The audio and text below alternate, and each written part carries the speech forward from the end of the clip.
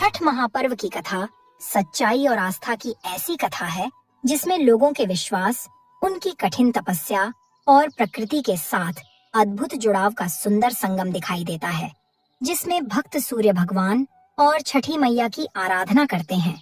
यह पर्व मूलतः उगते और डूबते सूर्य को अर्घ्य देने की प्रक्रिया है, जिसमें प्रकृति की उपासना, आत्मशुद्धि और परस्पर प्रेम का गहरा संदेश छिपा हुआ है। मित्रों, आज हम इसी पावन पर्व को सच्चे मन से समझते और अनुभव करते हैं। आइए इस महापर्व की कथा का संदेश अपने जीवन में अपनाएं और आस्था की इस यात्रा में साथ चलें। छठ पूजा के साथ कई कथाएं जुड़ी हुई हैं। इनमें से एक प्रसिद्ध कथा राजा प्रियव्रत और उनकी पत्नी मालिनी की है। वे दोनों संतान सुख से वंचित थे। कई प्रयासों के बाद भी जब उन्हें संतान प्राप्ति नहीं हुई, तो उन्होंने महर्षि कश्यप की सलाह पर पुत्रेष्टि यज्ञ किया। यज्ञ के फल स्वरूप उन्हें पुत्र की प्राप्ति तो हुई, लेकिन वह पुत्र मरा हुआ जन्मा। इस घटना से राजा और रानी दोनों बहुत दुखी हुए और वे आत्महत्या करने का विचार करने लगे। तभी उनके सामने माता देवसेना प्रकट हुई। माता देवसेना ने उन्हें बताया कि यदि वे श्रद्धा और विश्वास के साथ उनकी उपासना करेंगे तो उन्हें संतान सुख की प्राप्ति होगी। माता के इस आशीर्वाद को पाकर राजा प्रियव्रत ने छठ का व्रत किया और उनके आशीर्वाद से उन्हें पुत्र रत्न की प्राप्ति हुई। इस प्रकार यह पर्व संतान प्राप्ति और संतान की रक्षा के लिए भी किया जाने लगा। मित्रों, छठ की एक सच्ची कहानी, अंतरा और उसकी तपस्या। इस कहानी की नायिका अंतरा एक छोटे से गांव में रहने वाली साधारण महिला थी। अंतरा का जीवन बेहद कठिनाइयों में बीता था। उसके पति राकेश एक मजदूर थे और उनकी आर्थिक स्थिति बहुत खराब थी। बावजूद इसके अंतरा और राकेश का जीवन प्यार और विश्वास से भरा हुआ था। उनके 2 बच्चे थे, लेकिन दोनों का स्वास्थ्य हमेशा खराब रहता था। अंतरा अपने बच्चों की सेहत को लेकर हमेशा चिंतित रहती थी।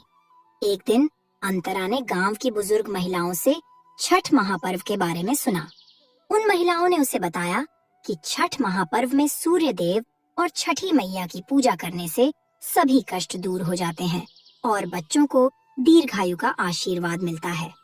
अंतरा ने ठान लिया कि इस बार वह भी छठ पूजा करेगी, चाहे उसकी आर्थिक स्थिति कितनी ही खराब क्यों न हो। अंतरा ने बड़े ही साधारण तरीके से, बिना किसी अतिरिक्त खर्च के छठ पूजा करने का संकल्प लिया। उसने अपने घर की स्थिति को देखते हुए कठिन तपस्या का संकल्प लिया और 4 दिन के इस व्रत को पूरा करने का निश्चय किया। मित्रों, छठ पूजा के पहले दिन को नहाए खाए कहा जाता है। इस दिन व्रत करने वाले लोग गंगा या किसी पवित्र नदी में स्नान करते हैं और शुद्ध और सात्विक भोजन ग्रहण करते हैं। अंतरा ने अपने पास के पोखर में स्नान किया और अपने छोटे से घर में सबसे पहले साफ सफाई की। उसने बहुत सादगी से पूजा का आयोजन किया और कड़ी मेहनत से खेत में उगी कुछ सब्जियां और दाल से भोजन बनाया। इसी दिन से उसकी कठिन तपस्या की शुरुआत हुई। मित्रों, दूसरे दिन को खरना कहा जाता है। इस दिन व्रती पूरे दिन निर्जला व्रत रखते हैं और शाम को पूजा करके प्रसाद के रूप में दूध और गुड़ की खीर और रोटी का सेवन करते हैं। अंतरा ने इस दिन भी अपने संकल्प को नहीं तोड़ा। उसने अपने पूरे दिन को पूजा अर्चना में बिताया और बच्चों के स्वास्थ्य के लिए छठी मैया से प्रार्थना की। रात को उसने बहुत साधारण सी खीर बनाई, जिसे उसने प्रसाद के रूप में ग्रहण किया। उस रात उसे अपने घर के आंगन में एक अजीब सी हलचल महसूस हुई।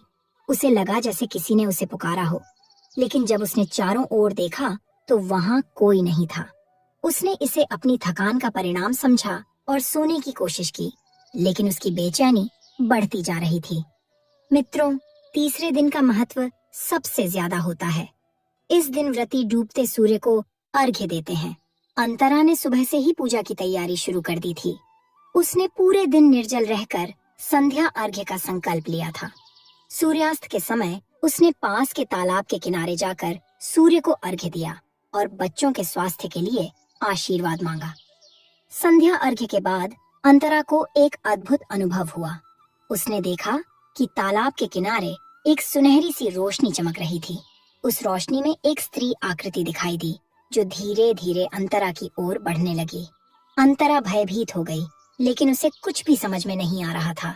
वह रोशनी धीरे धीरे उसके करीब आई और एक कोमल आवाज में बोली, डरो मत, मैं छठी मैया हूँ। तुम्हारी तपस्या से प्रसन्न होकर मैं तुम्हें आशीर्वाद देने आई हूँ।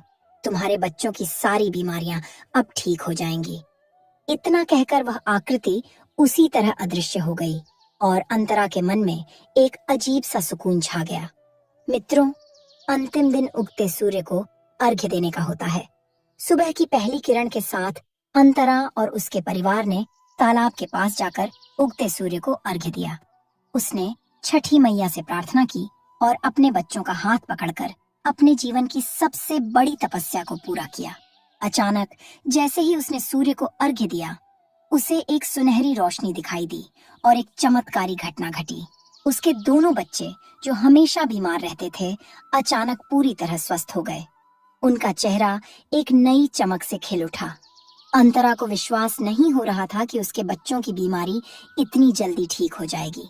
यह दृश्य देखकर गांव के सभी लोग हैरान रह गए और अंतरा की तपस्या की चर्चा चारों ओर फैल गई। उस दिन के बाद से अंतरा ने हर साल छठ महापर्व करने का निश्चय किया। उसके इस संकल्प से न केवल उसके परिवार का जीवन बदल गया, बल्कि गांव के अन्य लोगों को भी प्रेरणा मिली। लोग अंतरा की इस चमत्कारी कहानी को सुनते और छठ पूजा में अपनी आस्था को और मजबूत करते। मित्रों, कई वर्षों बाद एक दिन अचानक गांव के कुछ लोगों ने अंतरा को अकेला और उदास देखा। पूछने पर पता चला कि उसके पति राकेश का अचानक निधन हो गया है। इस घटना ने अंतरा को तोड़ दिया, लेकिन उसने छठ पूजा का संकल्प नहीं तोड़ा। वह अब भी हर साल अपने बच्चों और गांव के लोगों की भलाई के लिए छठ पूजा करती थी। एक दिन छठ पूजा के दौरान अंतरा को वही सुनहरी रोशनी फिर से दिखाई दी। उसने महसूस किया कि यह छठी मैया का आशीर्वाद है जो उसे फिर से हिम्मत दे रहा है। वह रोशनी उसके पास आई और एक कोमल आवाज में बोली, डरो मत, तुम्हारा पति हमेशा तुम्हारे साथ है। तुमने अपने जीवन में जो कठिनाइयां सही हैं, वे तुम्हारे विश्वास की परीक्षा थीं। तुम्हारे बच्चों का भविष्य उज्जवल होगा। अंतरा की आंखों में आंसू थे, लेकिन इस बार वे आंसू खुशी और आस्था के थे। उसने उस दिन से कभी भी अपने विश्वास को डगमगाने नहीं दिया और हर साल छठ पूजा में पूरी आस्था से भाग लिया। मित्रों, अंतरा की कथा न केवल उसकी आस्था की शक्ति को दर्शाती है, बल्कि यह भी दिखाती है कि सच्ची श्रद्धा और समर्पण से किसी भी कठिनाई को पार किया जा सकता है। छठ महापर्व हमें सिखाता है कि जब हम सच्चे मन से ईश्वर की आराधना करते हैं, तो वे हमारी हर मनोकामना को पूरा करते हैं, चाहे वह असंभव ही क्यों न लगे। मित्रों, अगर आपको यह कथा पसंद आई हो तो कृपया हमारे चैनल को सब्सक्राइब करना न भूलें। इससे हमें आपके लिए और भी ऐसी रोचक कहानियां और कथा लाने में मदद मिलेगी। वीडियो को लाइक करें, अपने दोस्तों और परिवार के साथ शेयर करें और कमेंट में बताएं कि छठ पूजा की यह कहानी आपको कैसी लगी। ऐसे ही अद्भुत किस्से और परंपराओं से जुड़ी कहानियों के लिए